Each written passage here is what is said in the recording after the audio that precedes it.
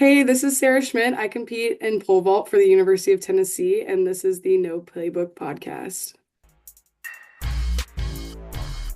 All right. Hey, thank you so much for checking out the show. This is the podcast featuring the outstanding athletes, coaches, and experts from East Tennessee. Today, a phenomenal athlete, track athlete from UT, Sarah Schmitt, truly a standout pole vaulter. And admittedly, I know almost nothing about pole vaulting. Actually, the goalkeeper for UT's soccer team, Ali Zazera, is Sarah's roommate. She actually told me about her when I had Ali on the show a few months ago. So glad she did. Started learning more about Sarah Schmitt, her career, and just how phenomenal she is. And I was really curious, wanting to hear kind of how do you even learn about pole vaulting? How do you fully dive into a sport like that that's not as mainstream and make that your passion? So very glad she joined me on the show today to talk about that, her recruiting experience, how she actually ended up at Tennessee, and she shares something that very few people know about her. This episode is sponsored by Stinnett Collision with locations in Maryville and Sevier County. I'll get to Sarah Schmitt right after this. Sit tight. Hi, I'm Zach Stinnett, third-generation owner of Stinnett Collision. As a proud supporter of Tennessee athletics, we know that every game counts. When a collision puts you out of play, we're here to get you back in the game. Family-owned since 1965, Stinnett Collision now has locations in Maryville and Sevierville. With double the space and a team of certified technicians, we'll tackle your repairs and get you back on the road in no time. Don't let a collision sideline you. Visit Stinnett Collision today. Oh, good. Thank you for making this happen. We've tried for a few weeks. Yeah, sorry about that. I got caught No, in it's some cool. traffic last time, so it was just easier probably to reschedule than to try to figure out what time I'd be home. So I appreciate Yeah, you I know being that, patient with me. of course, that Thanksgiving traffic can be pretty bad. Yeah, it was ridiculous. We were in like standstill traffic on I-40 for forever. So the Christmas traffic What? wasn't as bad. Yeah. Hey, where do you travel to? Huntsville, Alabama. So it's not too far. It's like 3 hours. Is that home? Yeah, it is. I'm originally from Richmond, Virginia, though. So my family moved there after I started college. So I did all my like high school athletics in Virginia, not Alabama. Well, how did you end up at Tennessee? Um, I started, so I don't know if you've ever heard of this recruiting app. It's called like NS or NCSA. I can't exactly remember what it's called, but I did a recruitment app. I also sent a lot of emails. It's actually a funny story. So I sent some emails. I got some responses from Tennessee. I got some responses from other schools, and then I didn't really, after a couple back and forth emails, I didn't really hear back. And then I signed up for the NS or NCSA app. And then they reached out to me again. A different coach reached out to me, and then I was like, "Oh, I already talked to your pole vault coach." And then the pole vault coach ended up reaching back out to me again. So then I came down for an unofficial. So it was kind of weird because it was during COVID. Um, so that you couldn't really do official visits. So did an unofficial visit, and I absolutely fell in love with it. So I ended up choosing it over all the other schools. What is the pole vaulting like recruiting like? Is it super competitive or So, I would say it's very competitive, but it's pretty black and white. So you have like sports like soccer where you have to watch a bunch of film, to recruit people. Football, you have to watch a bunch of film. Pole vault and track and field kind of as a whole is so black and white. It's either you jumped a mark or you didn't. So coaches really just look at the marks you've jumped in high school. How long you've been pole vaulting is a big key factor. If you're jumping really high and you've only been like pole vaulting for a year or 2 years, then they think that there's a lot of room for growth. They usually are more keen to recruit taller athletes. So like I'm 5'10", so the coach that recruited me to Tennessee really liked taller athletes. But he also recruited, you can also be recruited as a short athlete. That's just kind of what some prefer. It depends on the coach. But um, so Hmm. those are just some things that they look for. So how long had you been doing it before like your senior year of high school? I started my sophomore year and I was pretty good at it. I won my state title in my division like the first year I did it. So I was kind of like when I realized, oh, like I really like this sport, and I actually feel like I'm pretty talented at it, so I should keep doing it. And obviously, COVID hit my junior and senior years, so that was kind of a downer. But I hadn't really been doing it that much. I did track all of middle school and high school. I did gymnastics when I was younger, so you'll see a lot of pole vaulters did gymnastics, like younger when they were younger. So I did gymnastics my whole life, and then I think that kind of gave me the body awareness that made it ideal for pole vault. Yeah, I would imagine that like flexibility really helps.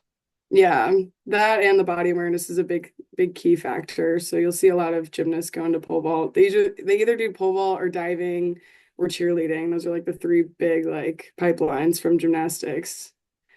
So how did you first discover the sport? I was at an indoor meet.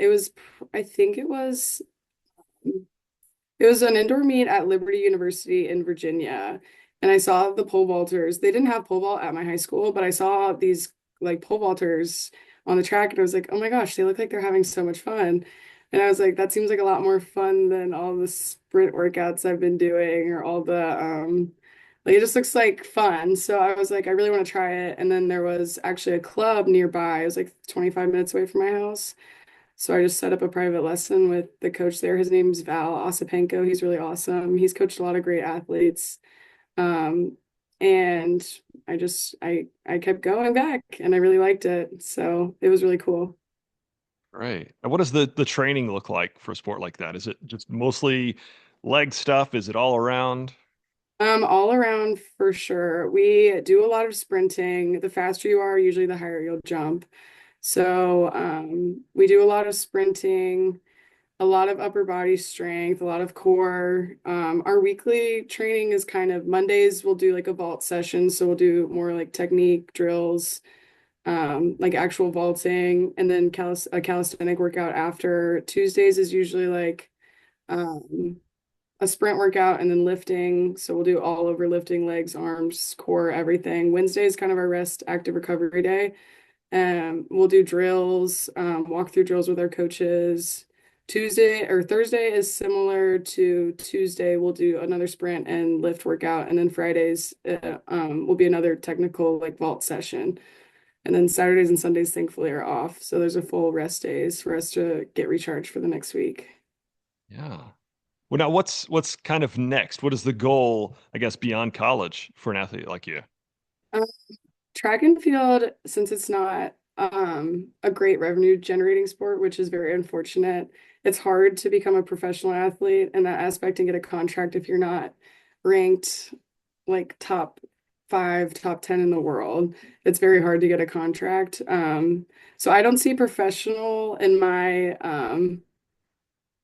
career path or my decisions after college. I did think about it. I thought about it for a while, but it is a very training professionally for track and field is very hard when you don't have like funds already set up for that.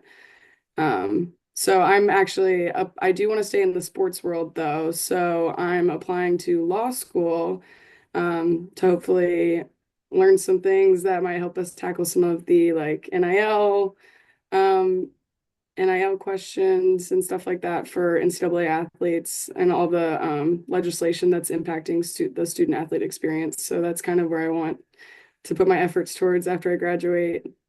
Yeah. So like, would you like to be an agent maybe? I have thought about it, yes. I think possibly, but I also have talked to some of the we have a couple lawyers that work in the Tennessee Athletic Department that are really awesome people.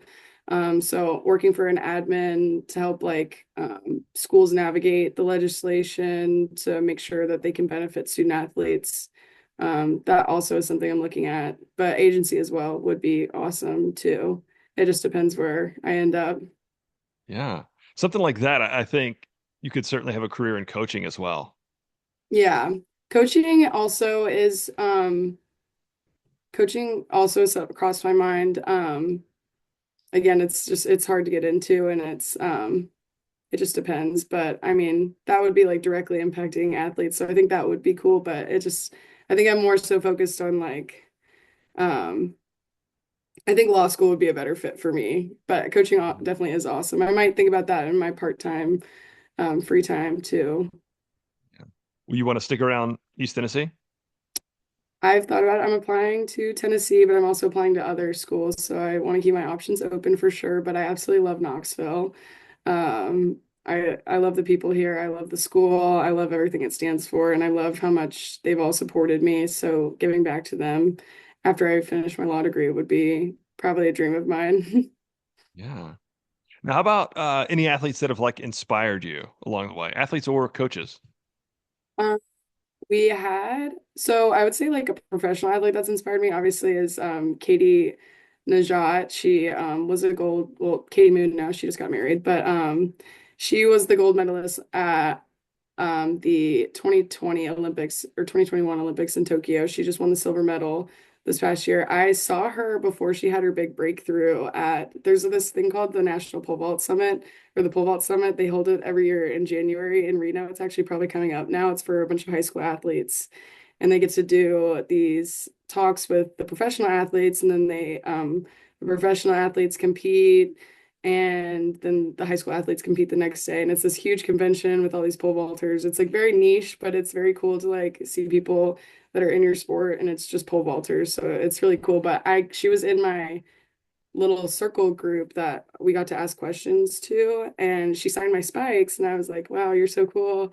I also got Mondo Duplantis. I don't know if you know him, but he's the pole vaulter that's like broken the world record 20 times. He was also at that convention my year and they both signed, they were the only two that signed my spikes.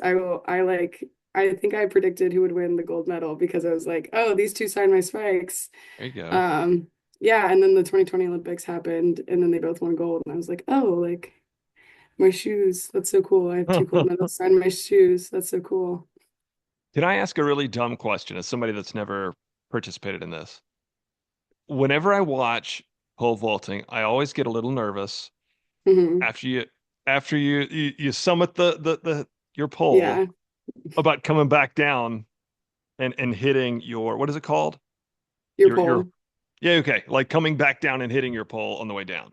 I've seen that with guys, not so much girls, so I don't think I've really worried about it. If anything, the one that hurts the most is when you knock the bar down and then you land on your back on the bar. That one hurts. More so than I'm more afraid of like landing on top of the bar than I am landing or having the pole hit me for Got sure. it. Got Yeah. it. Are you still roomies with Allie Zazera? Yeah, yeah. She's actually, well, she's not here, but her room's right there. Yeah. Is Yeah. that pretty cool? Getting to like a different sport, but also a stellar athlete at the university, getting to share stories and stuff? Yeah, it's been really awesome. I love Allie. She's become one of my best friends. We met at the Vol in the Vol Leaders Academy, which is a program that's really unique to Tennessee. It's a leadership program just for student athletes. And so I met her, and then we ended up going. Our program goes on an international exchange every year. So like our cohort went to South Africa. So I got to spend 2 weeks in South Africa with Allie and probably like 30 other athletes. And then I ended up getting, and then I got to room with her after that. So really becoming best friends with her on that trip, and then rooming with her has been really awesome. Um, and yeah, she's gone for the holidays right now. Which I miss her, but it's been really cool. I've been ball soccer's #1 fan this semester. Try to go to as many games as I can, and I know they will come to all of our track meets too. So the camaraderie in between oh, my earpod just fell out. In between the athletic department, is really special here for sure. Excellent. I love that. Um, Now, what's one thing that very few people know about Sarah Schmitt? I'm a big St. Louis sports fan. So I love the St. Louis Blues, St. Louis Cardinals. I used to love the Rams, but not so much anymore because they moved to LA. But I definitely am a big St. Louis sports fan. So if I do end up working in sports, I've definitely thought about moving back there to work for one of those organizations as well. Now, growing up in Virginia, what what led you to supporting a team in St. Louis? So my mom is from right outside of um, Springfield, Illinois, which is like 2 hours away from St. Louis. My dad still lives in St. Louis with some other family, so I go back there for all my holidays. And we usually go to a Blues game every year. So I definitely love hockey, love the Blues, love the Cardinals as well. Yeah. Now, how about is there any kind of like advice you might give to a young track athlete that is maybe just kind of dipping their toe in the pole vaulting world? Like what would you tell to a young athlete or a parent of a kid? Yeah, I would definitely tell them if they think they're really passionate about it and they want to try to get those next steps, you kind of have to find a club nearby. Instead of just vaulting at your high school, I would definitely invest in training at a club. My club was Extreme Heights Pole Vault. Absolutely loved them. There's usually clubs in every state, most states. So definitely investing in one of those, I would say, is probably the biggest thing for a pole vault athlete. Nice. Now, I know you've got a lot of these, but everyone gets this question. Share with me one unforgettable sports memory when you're like 80 years old. What's one thing you can look back on and you'll be able to see it perfectly? Um, I would say indoor conference was really special to me. That meet, I was seated. I think I was supposed to get seventh. And then I just came in there. This is actually really funny. I forgot my uniform, so I left my uniform at the hotel the day of. And I just was like rolling with the punches that day. I was like, okay, like if that's the worst thing that happens today, like let's go for it.